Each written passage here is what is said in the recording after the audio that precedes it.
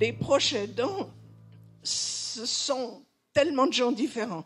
Ce sont les parents qui s'occupent d'un enfant qui a un handicap ou une maladie. Ce sont les conjoints qui s'occupent de leur mari ou de leur femme.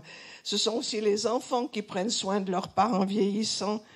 Et puis, ce sont aussi, et on les voit moins, et ça apparaît moins, tous les gens qui ont un proche avec de gros problèmes psychiatriques ou psychologiques. Foncièrement, on a dans notre ADN ce désir de faire quelque chose pour nos proches, pour les aider d'une manière ou d'une autre.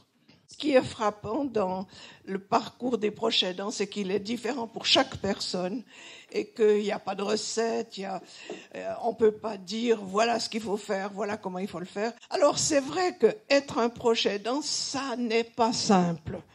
Et pourtant, quand on regarde les chiffres que donne une étude suisse qui s'appelle Age Care en Suisse, on voit que les proches aidants, ces héros de l'ombre, ils fournissent un engagement qui coûterait 3,5 milliards s'il était effectué par des professionnels. Que les aidants eux-mêmes ont à développer la capacité de prendre soin d'eux. Chacun se doit à lui-même de prendre la responsabilité de sa vie. Et on sait à quel point c'est difficile quand on est proche aidant.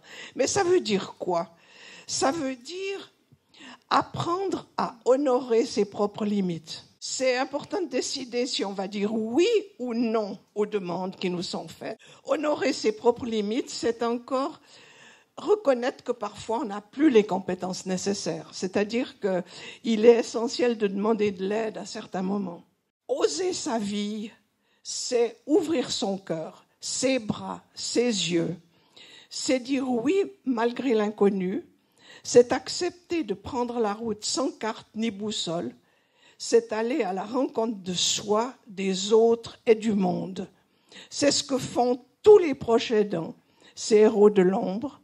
Ils ont droit à notre reconnaissance et à notre aide. Ce sont eux qui participent à rendre humaine notre société.